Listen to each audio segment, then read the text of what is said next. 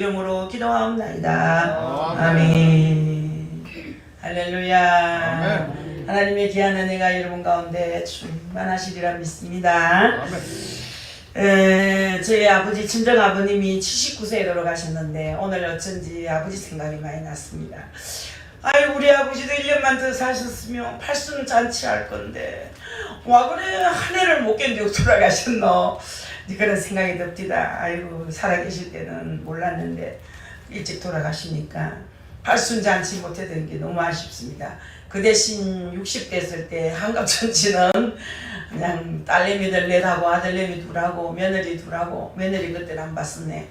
하여튼 똑같은 옷을 입고 잔치를, 동네 잔치를 참 요란하게 했지만은 아이고 80을 넘겼으면 얼마나 좋았을까 그런 생각을 해봤습니다. 뒤에 보면은 시집이 있습니다. 우리 박노진 목사님 시집인데 시가 이제 6번째, 6번째죠. 그 시집이 참 좋은 시가 있어서 제가 읽다가 노트에다 기록했습니다. 다 읽어봤겠지만 아주 마음에 닿는 거예요. 한번 읽어볼게요. 비바람이 없으면 꽃을 볼 수 없고 햇빛이 없으면 열매를 얻을 수 없으니 바람이 불어도 씨를 뿌리고 비가 내려도 곡식을 거두라. 살다 보면 헛부리는 비도 맞고 휘몰아치는 폭풍도 맞지. 고난 없는 평안은 게으름이고 목적 없는 열심은 뜬구름의 삶이다. 삶이란 생명을 지키려는 고단한 날갯짓이다. 아이고, 시를 잘 연내하고 제가 옮겨봤습니다. 좋지요, 시가. 그뿐 아니라 다 시가 성경적으로 목사님 쓰셨으니까 좋습니다. 그래서 시집이 나올 때마다 저희 교회에 한 박스씩, 그 한 박스에 60건인가 70건인가 잘 모르겠습니다. 안 들었는데 벌써 저번에 5번째는 2박스 왔고 이번에 한 박스 왔습니다. 왜 그러냐, 시를 잘 안 읽어요. 이 사람들이 그 시집을 잘 안 읽더라고요. 저는 좀 많이 읽었으면 하는 마음으로 한 박스를 얻어왔는데 여러분들이 잘 안 읽어요. 우리 성도들도 한 권도 안 가져가는 것 같아요. 목요일날도 그저 준다 이거. 이거 11,000원짜리인데 살라 하면 저는 막 20만원씩 사고 30만원씩 사서 읽었는데 여러분은 공짜를 줘도 시를 안 읽어요. 시집 좀 가서 읽어보이소. 아주 낭만적입니다. 아멘. 오늘은 바울의 간정 형식이라는 제목 가지고 함께 은혜를 나누려고 합니다. 자, 여러분은 그리스도인으로서의 간정을 가지고 있는지 질문하고 싶습니다. 오늘은 잠깐 제가 이제는 눈이 나빠지고 정신이 없어요. 오전에도 안경집은 갔는데 안에 보니 안경이 없더라고요. 그래 남편 보고 안경 좀 갖다 달라니 어디 찾아가서 갖다 줬어요. 그 찾아가서 갖다 줬으면 또 잘 간직했는데 올라와서 본 게 또 안경이 없어요. 야, 이 간정인지 마침 성경 읽을 때 있는 이 안경이 서랍이 하나 있어서 끼웠습니다만은 야, 이제는 안경 하나도 관리를 못하는구나. 이 정신이 이제 현립돼가지고 나이가 뭐 70이면 80이면 강건하다 했는데 이 80까지는 강건하게 잘 살아야 되는데 70인데 이렇게 벌써 정신이 없어가도 되겠나, 이제 그런 생각을 하면서 말씀에 있듯이 우리가 강건하면 80이지만 돌아보면 슬픔과 수고한 것 뿐이라는 말씀과 같이 우리 인생은 별거 아니에요. 남는 것은 뭐냐? 예배와 선행과 여러분들 정말 남는 건 하나님께 한 것밖에 남는 것이 없습니다. 아멘. 육신적으로는 남는 건 자식밖에 없더라고요. 자식밖에. 오늘 최순현 주사님 찬양하는데 둘째 딸이거든요. 둘째 따님인데 목소리가 하도 똑같았어. 둘째 따님이 예수를 마침 믿어서 아버지에게도 엄마에게 지금 도움이 많이 되고 있습니다. 엄마 좀 쉬어라 하고 밤도 같이 잠자도 자주고 하니까 얼마나 좋습니까? 자식밖에 남는 것이 없어요. 여러분들 진짜 그렇습니다. 여러분 인생 살아보니 육신적으로는 남는 건 자식 키운 것밖에는 별로 남는 게 없더라고요. 아무튼 여러분 자녀를 양육할 때 믿음으로 잘 양육하시기를 바라겠습니다. 이제 간정을 다 갖고 있을 겁니다. 모든 사람 나름대로 간정을 다 가지고 있습니다. 각자의 신앙 체험에 따라 다르겠지만 분명한 간정은 다 있습니다. 누구든지 간정시켜보면 얼마나 간정을 은혜롭게 말도 잘하고 한동안 우리가 간정하는 금요일 밤도 있었지 않습니까? 그때 참 은혜도 좀 많이 받았는데 이 간정은 나 자신이 그리스도임을 보이는 중요한 증거가 되는 겁니다. 자, 물론 간정이 복음은 아닙니다. 간정은 어디까지나 나의 주관적인 그런 체험이고 고백일 뿐입니다. 그러나 복음을 효과적으로 전하고 확정하는 데 꼭 필요한 거예요. 여러분, 사도 바울은 복음을 전하는 과정에 간증을 하곤 했습니다.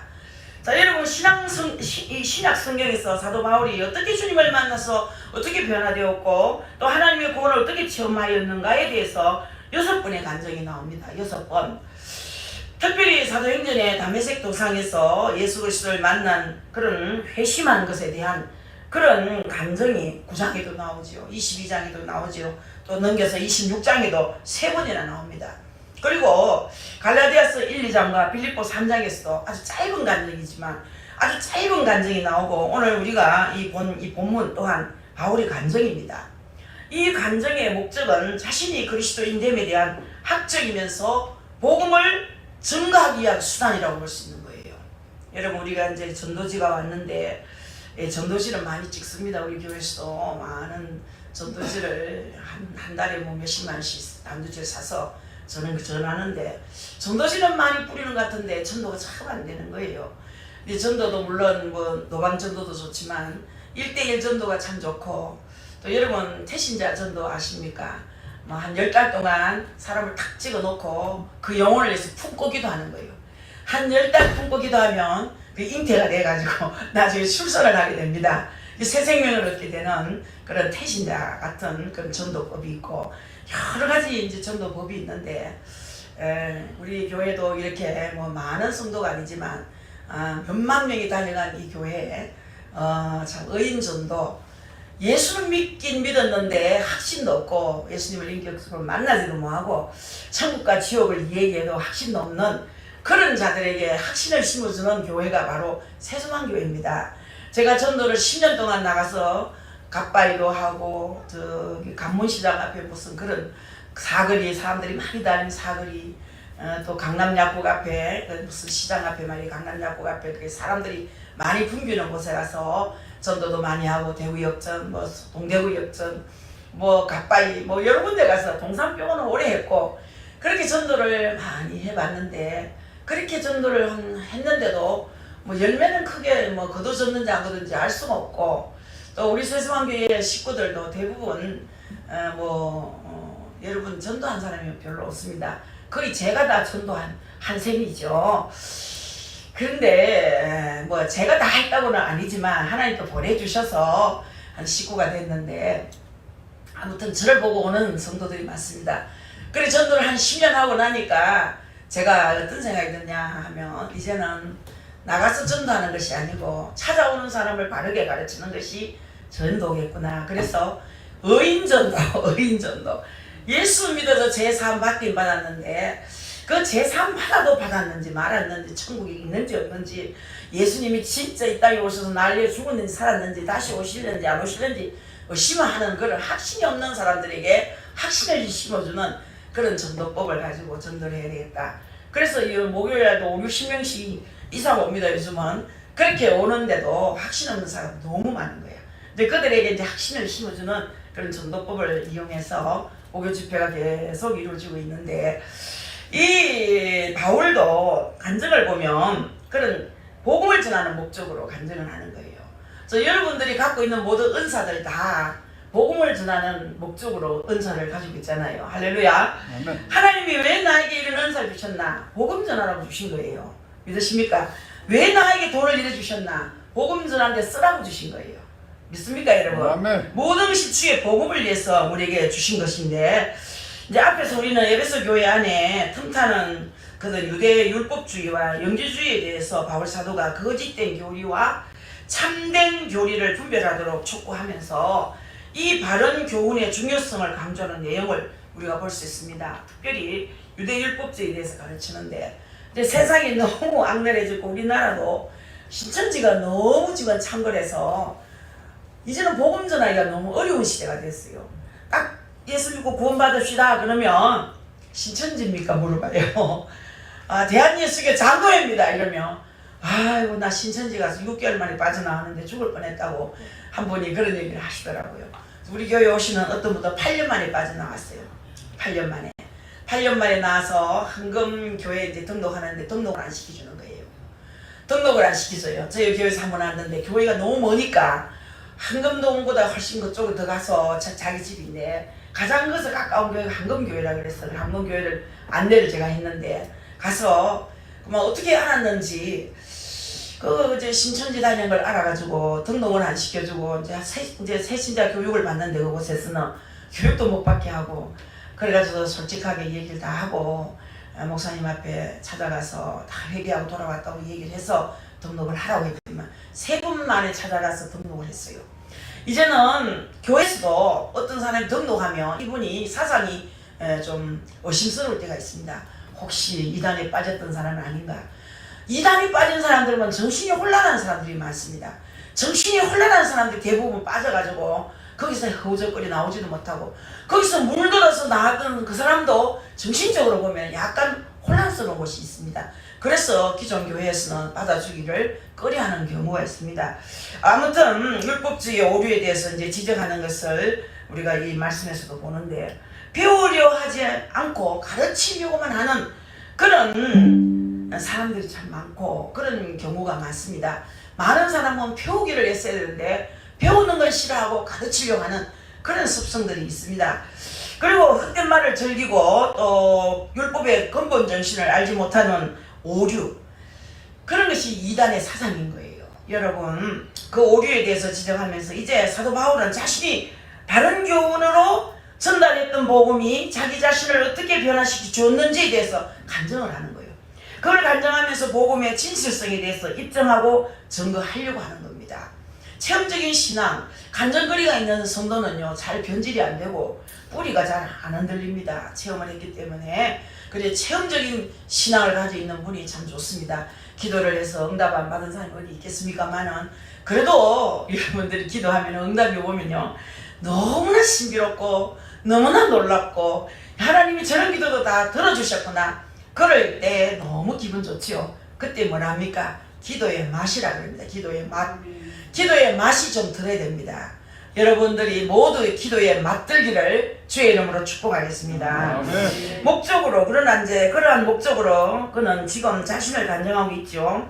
이제 이런 목적으로 이렇게 한 사람의 간증은 자기의 정말 이야기가 아니라 자기 자신을 변화시킨 복음을 확증하는 것이기 때문에 꼭 필요하고 중요한 거예요. 그래서 여러분들 어떤 분은 간증시켜 놓으면 자기 자랑만 잔뜩 하고 예수님은 쏙 빼는 경우가 있어요. 그런 경우가 하도 많아서 간증을 못하게 했습니다. 목요일 집회 때도 암 치료 받은 분 한 분이 이제 오래된 시간이 좀 오래 갔는데 간증을 좀 해주실랍니까 했더니만 내가 금식하고 내가 기도를 얼마나 하고 내가 새벽기 작정을 얼마나 하고 내가 계속 내가 하다가 끝나버렸어. 그러니까 자기만 나타내는 거예요. 이건 간증이 아니거든요. 정말 내가 이런 병이 들었을 때 내가 하나님 앞에 기도했더니 하나님께서 고쳐주시고 허락해 주셨다. 하나님께 영광 돌립니다. 이래야 은혜가 되고 영광이 되는데 간증을 시켰더니 내가 나오는 거예요. 자, 아무튼 말씀드린 대로 모든 사람은 간증을 다 가지고 있습니다. 어떤 사람은 사도 바울과 같은 그런 극적인 이야기를 풀어가는 사람이 있는가 하면 또 어떤 사람은 아주 수수한 내용일 수도 있어요. 말하자면 사도 바울과 같은 그런 신앙 체험 있는 사람이 있는가 하면 디모데와 같이 어려서부터 모태신앙으로 큰 변화와 큰 체험 없이 무난히 자라온 그런 사람들도 있습니다. 그 모태신앙인들이 그렇지 않습니까? 그래서 웃기는 말로 아이고 모태신앙은 나 못해 나는 못해 못하는 게 모태신앙이라고 이제 흉을 봅니다. 어느 것이 더 좋다고 할 수는 없습니다만은 이 디모데와 같은 신앙 체험을 한 분들은 그 나름대로의 간증이 다 있습니다. 자, 여러분 어려서부터 교회 생활하면서 자라왔기 때문에 큰 감동이나 큰 변화가 없었던 것 같지만 그래도 어느 순간에 신앙의 전환점이 있었다는 거죠. 전환점. 그때 예수님을 인격적으로 그리고 체험적으로 만난 것을 간증할 때 비슷한 간증을 겪어온 사람들에게 도전이 되는 겁니다. 그래서 제가 아는 한 목사님도 아주 탁월한 아주 능력이 있는 목사님이신데 정말 지금도 목회를 잘하고 계십니다. 아주 한국 교회에서 매우 탁월한 목회를 하고 계시다고 할 수 있을 만큼 훌륭한 분인데 이분은 정말로 예수를 믿은 후에 2가지가 마음이 제일 아팠다는 거예요. 그래서 뭐가 그렇게 아파서 자세히 들어보니 하나는 목사님 집에서 자기가 처음 신앙이라는 거야. 자기가 처음 신앙이기 때문에 자신을 위해서 기도해주는 아버지 어머니가 없는 것이 마음이 아프다는 거야. 가장 부러운 게 뭐냐? 자식을 위해서 기도하는 부모님이 계시는 그분들이 제일 부럽다는 거야. 여러분 진짜 부러운 거 아닙니까? 여러분들은 뭐 느끼시지 못하는지 모르지만 부모님이 자식을 위해서 기도해주는 부모님이 있다면 그 자녀는 너무 행복한 자식이에요. 말할 수 없이 복받은 사람이에요.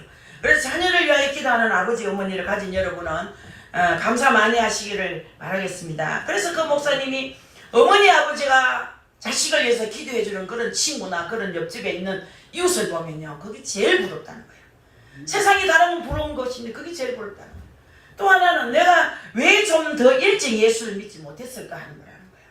좀 더 일찍 믿었으면 좋았을 건데 그 주님을 믿지 못하고 살아왔던 어린 시절, 뭐 사춘기 시절, 무슨 청년기 시절, 그런 시절이 너무나 아깝고 낭비된 시간처럼 느껴진다는 거예요. 그런 이제 그분은 대학교 들어가서 예수님을 영접했는 분인데 여하튼 이런저런 모양의 간증은 우리에게 다 필요합니다. 근데 그 간증은 어느 정도 형식을 갖추고 있습니다. 여러분 사도 바울의 간증을 보면 그의 간증에는 일관성 있는 형식을 가지고 있는 거예요. 그래서 이 사도 바울의 간증은 우리 그리스도에게는 신앙 간증의 모델과 같다고 할 수 있습니다. 여러분 그 간증 형식을 보면 첫 번째는 그리스도를 만나기 전의 모습, 그리스도를 만나기 그 전의 모습, 말하자면 자기 자신의 BC, 그 예수 그리스도를 만나기 전에 나의 삶은 어떤 상태였는가 하는 거예요. 여러분들도 예수 믿기 전에 어떤 상태였는가 한번 생각해 보세요. 자기 자신을 한번 돌아봐요. 나 예수 믿기 전에 나는 어떤 사람이었는가. 두 번째는 그리스도를 만날 때의 모습. 말하자면 전환점으로 내가 어떻게 그리스도를 만났는가, 어떻게 하다가 내가 예수를 만났는가. 여러분 그 세 번째는 그리스도를 만난 후에 변화된 내 모습을 봐야 되는 거예요.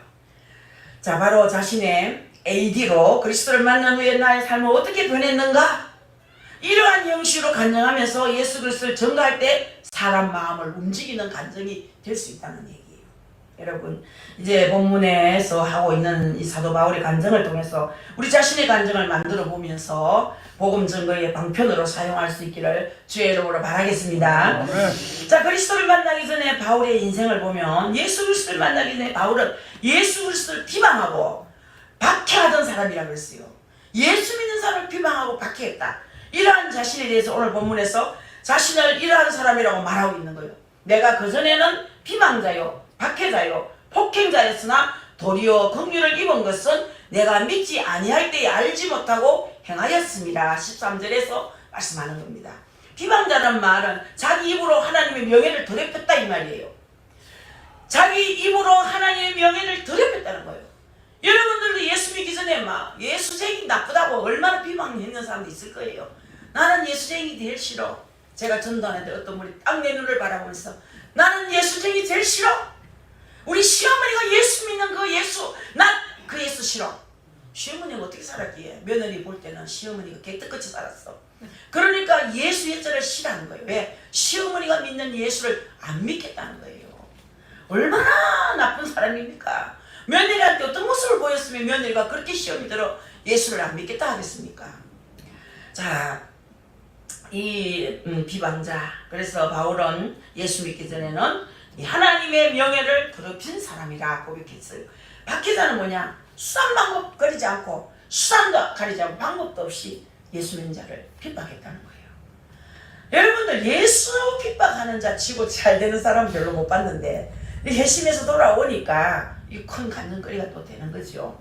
자, 여러분들 또 하나는 폭행자의 말은 뭐냐? 자신이 직접 행동함으로써 복음을 방해했다 이 말이에요. 자, 이것은 하나님께 대해서 비방자, 하나님의 말, 하나님 사람들에 대해서 이제 박해자, 하나님의 일, 곧 복음의 사회에 대해서 폭행자, 대적한 것.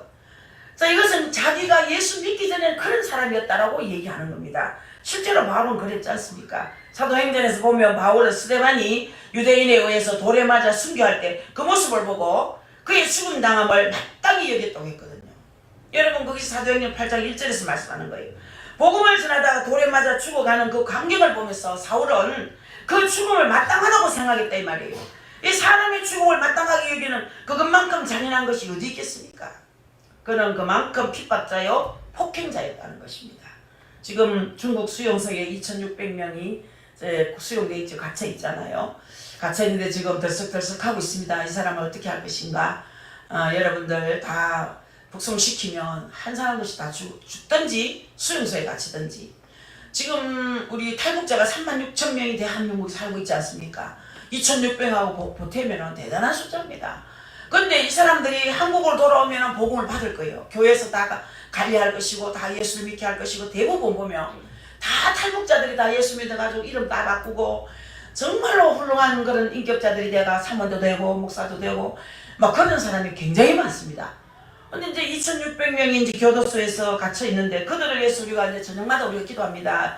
8시에 모여서 그들 하나님 북송시키지 마시고 대한민국으로 보내주시면, 우리 하나님 맡겨주시면 잘 대우하고 그 영혼을 살려서 복음을 그들에게 집어넣을 수 있도록 은혜 달라고 이제 기도를 하고 있는 겁니다. 이제 여러분들, 그리고 그 여세를 이제 몰아서 사울은 주의 제자들에 대해서 여전히 유혹과 살기가 등등해서 대제사장에게 가서 다메섹에 있는 믿는 사람들을 잡아 가려고 청했지요. 다메섹에 있는 사람들을 잡으러 가겠다고 청합니다. 그게 사도행전 9장 1절에서 그리고 다메섹으로 향합니다. 여러분들 죄 없는 사람을 잡아 가두려고 이러한 자신에 대해서 비방자요, 박해자요, 폭행자라고 고백하지요.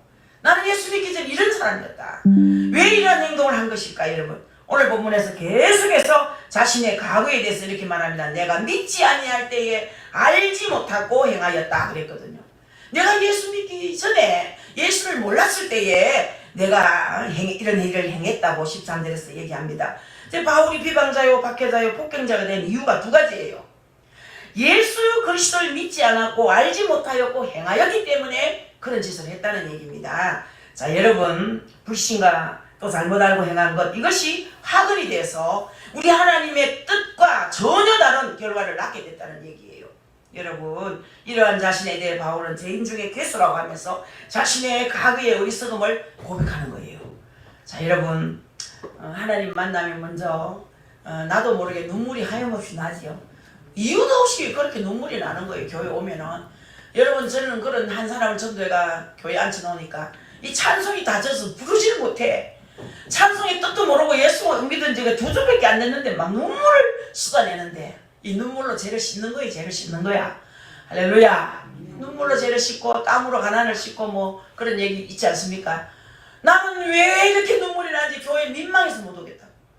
또 옛날에 백강식 집사가 나 슬퍼서 우는가, 아내가 아픈 게 슬퍼서 우는가 그런 생각을 하고, 아내가 죽어서 이제 슬퍼서 우는가, 막 그렇게 울고 교회 와가지고 그렇게 울고 민망해서 정말 나중에 제가 앞에서 볼 수가 없어요. 막 얼굴이 부어가지고 퉁퉁 부어가지고 그렇게 우는 거예요.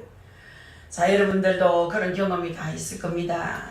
정말 알게 모르게 뭔 뜻인지도 모르게 눈물이 하염없이 흐르는 거예요.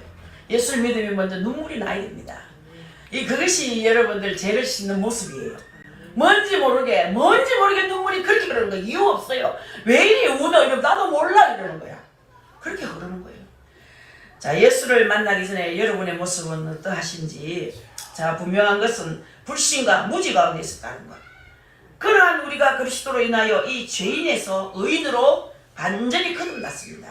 여러분들, 그리고 죄 씻음 받은 참 의인 아닙니까? 우리가 참 얼마나 죄가 많았습니까? 죄인 중에 괴수. 이렇게 바울이 나는 죄인 중에 괴수라고 얘기를 하지 않습니까?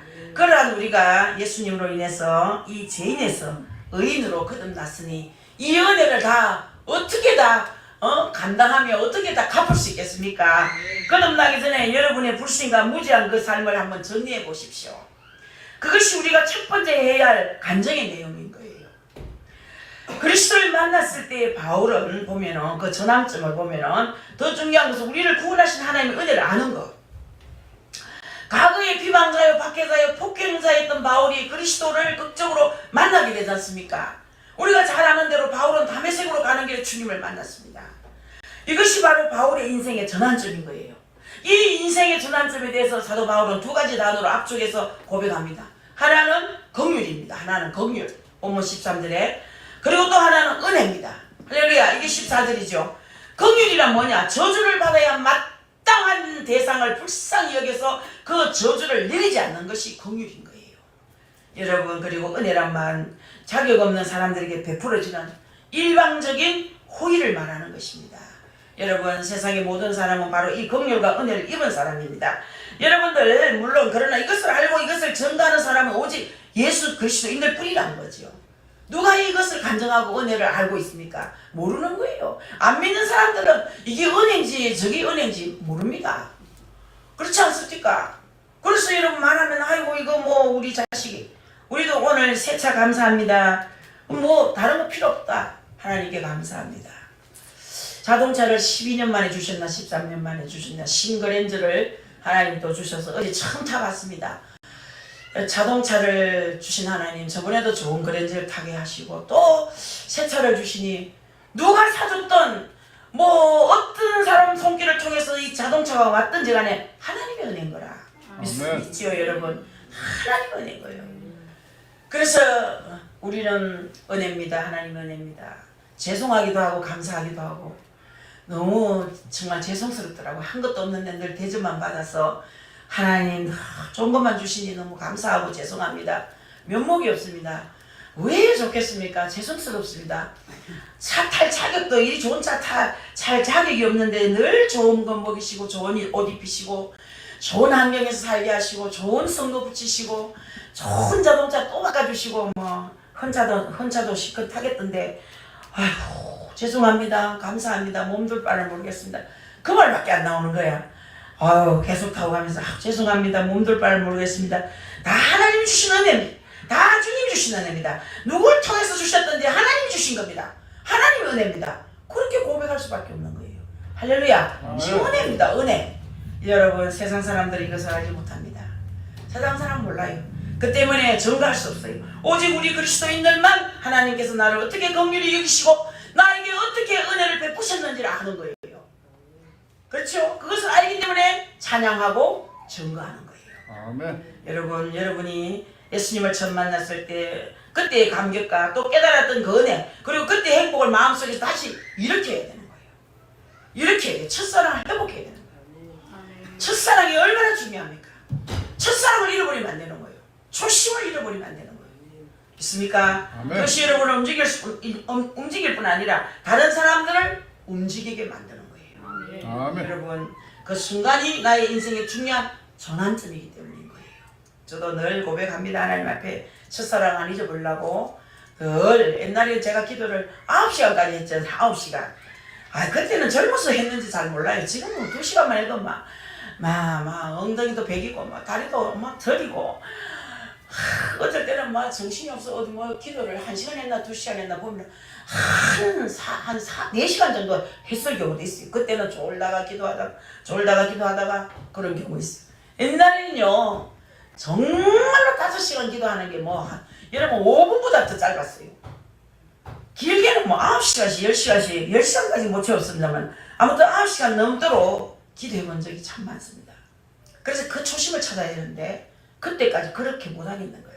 그때처럼 이제 나누어서 오전에 하고 오후에 하고 저녁에 하고 이렇게 나누어서는 할 수 있겠는데 한 자리에 앉아서 오랫동안 하기가 어렵더라고요.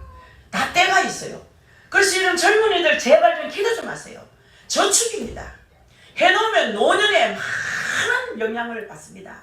아멘. 젊을 때 심으면 늙어서 거둔다 이 말이에요. 할렐루야. 아멘. 공짜입니까 공짜. 돈 안 듭니다. 여러분 시간 나면 하세요. 시간 안 나도 일하다가도 하고 빨래하다가도 하고 설거지하면서도 하고 빨래 털어내면서도 하고 빨래 개키면서도 기도하고 잠자리 잠 들기 전까지 기도하고 기도는 저축하는 거예요.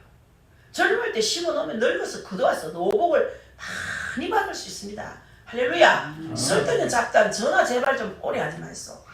듣는 사람도 죽을 지경입니다. 전화 돌리면 왜 그렇게 할 말이 많은지 저는 막 혓바닥이 따갑습니다. 전화 답해주려고 하면 어떤 사람은 보통 아이고 어느 목사 사모님은요 전화통 딱 되면 1시간 40분이라 내가 죽어요. 죽습니다.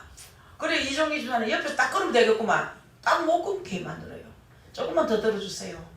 20분만 해도 되겠으면 해놓고 1시간 40분. 보통 여러분들 20분 30분 하거든요. 3분 되죠 5분만 하면 되죠. 정말로 여러분들 중요한 얘기만 하면 될 건데 그 7, 80통을 그래 받아보였어. 정신이 없는가 천하만 귀에 꽂고 있습니다. 귀에 꽂고 오만 일을 다 해야 됩니다. 하면서 이 기도 시간이 죽는 거야. 그 얼마나 손해가 많습니까 저한테. 여러분들이 제발 시간 좀 아껴서 기도하세요. 기도는 살림 미천입니다. 기도해 놓은 사람은요 반드시 복을 받게 돼 있어요. 기도는 울가먹는 거예요. 울가먹는 거. 제발 잠 1시간 덜 자고 잡담하지 말고 전화 좀 빨리빨리 끊고 시간 나는 대로 짝둘 시간도 아껴서 제발 좀 기도하세요. 기도하세요. 기도하면 다 내 거됩니다. 부탁드리겠습니다. 그래서 마지막으로 이제 그리스도를 만남으로 변화된 바울을 보면은 이제 전가할 내용은 그리스도를 만남으로 인해서 내가 어떻게 변화되었는가 하는 거예요. 그리스도를 만난 이후에 바울의 삶 속에 놀라운 변화가 일어났잖아요. 첫 번째는 믿음의 사람이 된 거예요. 14절에 우리 주의 은혜가 그리스도 예수 안에 있는 믿음과 넘치도록 풍성하였도다. 아멘. 이전까지 그는 예수 그리스도를 불신했어요. 여러 유대인들과 다름없이 그는 예수는 유대교의 이단자로 생각했었거든요.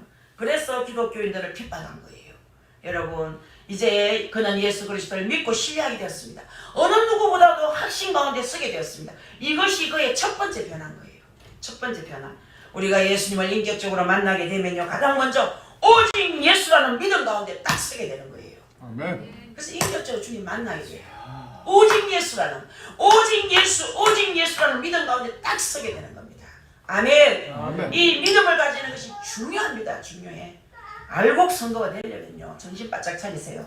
시시하게 예수 믿으면 안 됩니다. 주의를 우습게 여기면 하나님이 여러분을 우습게 여겨요. 예배를 우습게 여기면 여러분도 우습게 여깁니다. 하나님이 상대적입니다. 그렇기 때문에 여러분들은 정말 신앙생활을 똑바로 해야 됩니다. 성경적으로 해야 됩니다. 할렐루야. 거룩하게 주의를 지키면 여러분이 하나님 복을 많이 주십니다. 아멘. 건강의 복을 첫째 줍니다. 건강의 복 받고 싶습니까? 그럼 주의를 잘 지키세요. 주의를 잘 지키세요. 제가 30년 목회하면서 본 거예요. 본 거. 성경이고 그것도. 제가 이번에도 그런 얘기를 했어요. 우리 유집사님 퇴원했죠. 우리 유집사님 그저께 우리 식구들 신방했습니다. 갔더니 살이 많이 빠져서 두 네 분이 이 여기 팔뚝끝 여기서 이제 혈관 잘라가지고 여기 자르는데도 얼마나 수술이 어려웠겠습니까? 이렇게 잘라가지고 여기 막히는데 이제 또 수술해가 거기다 붙여가지고 뚫어주는 건데 여러분들 말이 그래서 그렇지 얼마나 아팠고 힘들었겠습니까? 또 돈은 또 얼마나 듭니까? 여러분들 왜 자꾸 그런 일이 생기는지 생각해봐야 되는 거예요. 예수를 좀 똑바로 믿으며 다리를 열심히 전도하고 열심히 이게 교회 가고 하는 다리는요 힘이 있습니다. 다리 고장 안 냅니다. 하나님 절대 다리 고장 안 납니다. 왜 그렇게 예수 믿는 게으릅니까? 첫날 게으르니까 하나님이 그렇게 게으러 교회 가기 싫어. 그러면 내가 어떻게 해줄까? 여러분들 유대 나라 이스라엘 나라 사람들을 저주할 때 하나님께서 멸하실 때 제명대로 멸했습니다. 우상숭배니까 우상숭배하니까 재미 좋니? 그러면 우상숭배한 나라로 가서 살아봐라. 70년 보루생활하지요. 하나님은 행한 대로 갚아주신 하나님인 거예요. 절대로 여러분들은 예수를 어중간하게 믿지 마세요. 우리 한국 사람은 뭐 돈 많고 좋은 집에서 좋은 차 타고 복 받았다 하는데 그것도 일부 복이지. 그건 복이 아닙니다. 하나님 잘 섬기는 것이 최고의 복 받은 사람인 줄 믿으시기 바랍니다. 이게 최고 복인 거예요. 왜? 그 속에 다 있는 거예요. 건강, 장수, 명예 다 있는 거예요. 할렐루야. 우리가 예수님을 인격적으로 반드시 만나야 된다는 얘기를 하고 싶고 또 믿음으로 오르게 되기에 이제 믿음이 모든 것을 이기게 하기에 믿음의 사람으로 서는 것은 무엇보다 중요하다. 그리고 여러분들 두 번째는 뭐냐? 사랑의 사람이 되는 거. 사랑의 사람. 14절에 믿음과 함께 사랑에 대해서 말씀하잖아요. 그는 예수를 미워하던 사람이었죠. 예수를 믿는 모든 그리스도인들을 미워했던 사람이죠. 그리고 이방인도 미워하던 유대인입니다. 그러한 그가 예수 그리스도를 사랑하는 사람이 되었어요. 예수 믿는 모든 사람들을 사랑하는 사람이 되었고 믿지 않는 이방인들까지도 사랑하게 됐다는 겁니다. 이방인들을 너무너무 사랑해서 이방인의 사도가 되었습니다. 또 그리스도로 인해서 여러분들 정오와 사랑으로 변한 거죠. 이것이 큰 변화입니다. 큰 변화. 예수를 바로 믿는 사람은 이제 미워하던 대상이 사랑의 대상으로 바뀐다 이 말이에요. 사랑의 대상으로. 남편을 미워하고 부모 형제를 미워하고 원수 같은 사람이라 할지라도 그리스도의 사랑으로 용납하고 사랑할 수 있게 된다. 그런 얘기예요. 아멘. 어제도 정동진에 있는 어떤 자매 크리스찬이 아니고 그런 가톨릭 신자인데 이복 동생이 하나 있는데 땅을 하나 팔아서 7억을 손에 쥐었는데 아니 막 자기한테 미운 짓 했다고 한 푼도 못 준다고 그러더라고. 그러면 안 된다. 당신에게 그거도 가톨릭도 성경을 배우는 곳인데 이복자식도 그래도 형제인데 그러면 안 된다. 똑같이는 못 주더라도 나눠주라. 그랬더니 막 전화를 탁 끊더라고요. 아 그래 뭐 옳게 가르쳐도 안 들으면 주노. 또 전화가 왔어요. 얼마쯤 주면 좋겠냐고. 그래도 뭐 얼마쯤은 자기 감동 오는 대로 주면 되지만은 그래도 자식 그저 형제인데 나중에 그 사람들이 저주하면 그 저주가 네게 들어오기 때문에 그래야 된다. 만약 이복 동생이 너를 한 번도 알고 있는데 땅 팔았는 거 엄마 땅 팔은 거 알고 있는데 치료를 받은 것도 알고 있는데 한 번도 안 주고 나이가 싹 챙긴다며 저주하잖아. 잘 되는 거 봐라 이라든가 이러면요 그 저주가 또 거기 임할 수 있다 이 말이에요. 저주하면 어떡할 거냐. 저주하면 그 저주를 어떻게 받을 것이냐. 저주하기 전에 입막음 해야 된다냐. 돈 줘라. 내 마음은 아무리 못난 미운 자식이라 미운 사람이라도 7억 받았으면 한 2억 5천 정도는 주면 좋겠다. 그랬더니 깜짝 놀래. 난 5천만 주려고 했는데 무슨 2억 5천이냐고 그러더라고요. 그래도 적게 주고 괜히 욕먹지 말고 감동 있게 주어라. 감동 있게. 자 그런 얘기를 했습니다. 왜 나는 바르게 말해야 되기 때문에 어쨌든 듣든 안 듣든. 자 우리 예수 그리스도의 사도가 된 이거 이야기를 하고 있는데 12절에 본게 바울이 이런 얘기 하잖아요. 나를 능하게 하신 그리스도 예수 우리 주께 내가 감사함은 나를 충성되이 여겨 내게 직분을 맡기심이니 아멘. 바로 사도가 된 것을 증거하는 거예요. 그리스도를 만날 때 모든 사람은 은사를 잃게 됩니다. 그리스도의 몸을 이루기 위해 각 사람은 그 은사를 힘입고 주님의 몸의 지체가 각각 역할을 하듯이 예수 그리스도의 몸된 교회에서 직분으로 봉사하게 되는 거예요. 자 이것이 또 하나의 변화입니다. 내가 받은 은혜와 은사로 인해서 주의 일을 할 수 있게 된 것은 자랑거리라 증거거리라는 거예요. 은혜 받으면요 교회 봉사하고 싶어요. 청소도 하고 싶고 설거지도 하고 싶고 교회 허들의 일 화장실도 닦고 싶고 은혜를 받고 나면 뭔가 하고 싶은 거예요. 내가 필요한 것을 나를 쓰고 싶은 거예요. 아 저도 은혜 처음 받고 화장실 청소 남자 화장실 더럽더라고요. 공동 화장실 어느 교회 가고 기도원에 가니까 제가 팔을 둥둥 걷고 세수세미에 그 뭐 락스나 막 이런 거 세제 묻혀가지고 막 남자들 변기 말이에요. 그 우리 김경식 목사님 알 거라. 그 몇 개나 되는 변기를 자꾸 화장실에 제가 수세미를 닦아내고 막 냄새가 나니까 7인회가 얼마나 나는 사람들이 뭐 500명 600명씩 모여가 집회하니까 그 화장실 예배드리다가도 귀는 덮고 제가 냄새가 나서 앉아있을 수가 없어. 아무도 손대는 사람이 없어. 그런 거 씻고 싶더라고요. 닦고 싶더라고요. 막 계단도 닦고 싶고 막 누가 안 하는 거 그들의 일 하고 싶고 은혜를 받으니까 말이에요. 더럽지가 않아. 하고 싶어야 돼. 그런데 요즘은 잘 안 하대 보니까 은혜를 받은 사람이 없는지 어떤 분은 얌체같이 제일 일찍 내려가고 밥 달랑 먹고 우리 일찍 내려가서 그럼 아이고 다른 사람은 손잡이 때 묻은 거 세균 떨어질까봐 제일 먼저 가가 밥 먹고 다 갖다 놓고 한 번 설거지 한 번 하지 않고 자기 몸만 챙기는 얌체 같은 사람도 있어요. 사람 보기도 안 이쁘지. 하나님 보시기도 안 이쁜 거라. 사람 보기 이쁜 건 하나님 보기도 이쁜 거라. 할렐루야. 여러분 사람들이 기도하는 모습이 얼마나 이쁩니까? 그 모습이 하나님도 이뻐하는 거예요. 아멘. 아멘. 자 여러분들 어쨌든 여러분은 어떤 직분으로 충성하고 일하고 있는지 그것은 크고 작고의 문제가 아니고 어느 것이 더 중요하고 덜 중요하고가 아니고 몸의 지체의 모든 기능이 다 중요하듯이 자 우리가 맡은 직분 이 사역은 다 중요한 거예요. 아멘. 그것은 주를 위한 것이고 또한 교회 성도들 위한 거예요. 아멘. 있습니까? 그것을 자랑스럽게 여기고 증거하는 것도 중요한 간증이라는 거지. 그리고 이제 토요일날 우리 남편하고 그랬어요. 우리 둘이 오늘 의자 닦자 그랬더니 남편이 꿀떡 잡고 그날은 다 뭐 점심 없으니까 오늘 점심 봉사할 자가 없으니까 우리 지철이 집사님 지식이 집사님은 계단 닦지요. 3층 청소하지요. 우리 이정 집사하고 저는 여러분 손때 묻은 의자 닦고 전 집사님은 밑바닥 닦고 아이고 조화가 너무 잘 되고 구석구석 먼지 닦아내니까 내 죄를 닦아내는 것처럼 얼마나 기분이 좋은지요. 얼마나 기분이 좋은지 몰라. 하나님의 일을 하면요 그렇게 기분이 좋지 않습니까? 그 여러분들도 하나님의 일을 기분 좋게 하면요 하나님도 기쁨 받으시는 거예요. 여러분 변화되었습니까? 예수 그리스도를 만남으로 그분 안에서 살아감으로 인격의 변화, 신앙생활의 변화, 직분받은 자로서의 변화가 있었는지 자기를 점검해 봐야 되는 거예요. 살펴봐야 되는 거예요. 그것은 여러분의 좋은 간증의 내용이 될 수 있습니다. 오늘 이 자리에 오신 사랑하는 성도 여러분, 우리가 이렇게 간증할 때 우리는 우리를 자랑하거나 내세우는 것이 아니고 그리스도를 증거하는 거예요.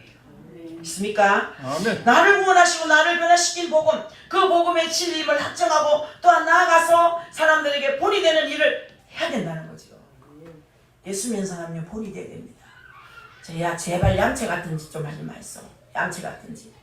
양심의 소리를 들어야 됩니다. 양채 같은 사람은 사랑 못 받습니다. 사람에게도 사랑 안 받으면 하나님께 사랑 못 받습니다. 그래서 여러분들 사랑받는 자가 되시기를 바랍니다. 우리는 단지 간증의 이야기를 가지는 것만이 아니고 그 간증이 우리의 삶이 되게 해야 된다는 얘기예요. 아멘. 여러분, 우리 세서방교회 참 아름다운 교회입니다. 어떤 누가 와도 기도가 너무나 잘 되는 교회라고 말해요. 이번에 백석에서 안수받은 목사 3분이 계시는데 우리 월요일마다 화요일 오셔서 예배하는 김지희 목사님 계셔요. 이제는 교회를 세우지요. 교회를 세웠는데 같이 한 분이 또 따라온 분이 있었거든요. 그분이 놀래요. 나는 여러 교회를 가봤는데 이렇게 기도가 잘 되는 교회는 처음이라. 멋진 교회입니다. 너무너무 은혜로운 교회입니다. 어째 이런 교회가 될 수 있을까요? 우리도 앞으로 교회 세워야 되는데 이런 교회를 세우고 싶습니다. 이러고 목사 3사람이 똑같이 동일한 말을 하는 거예요. 이런 교회를 세우고 싶다는 거예요. 그래서 우리 교회는 참 아름다운 교회예요. 있습니까? 아멘. 우리는 더 복음되게 해야 할 것입니다. 이 삶으로 이제 복음의 능력이 여러분을 통해서 반드시 나타날 수 있기를 예수 그리스도 이름으로 축복합니다. 아멘. 기도하겠습니다. 하나님, 예수님께서 말씀하시기를 열매를 보아 그 나무를 안다고 하셨습니다. 아버지 하나님, 우리가 아름다운 열매를 맺는 나무들이 되게 하옵소서. 우리 세서방교회가 날로 일치월장 아름답게 성장하게 하시고 한 마음 한 뜻으로 뭉쳐서 복음 전거의 사역을 잘 감당할 수 있도록 큰 은혜 내려 주옵소서. 감사드리옵고 예수님의 귀하신 이름으로 기도 올렸습니다.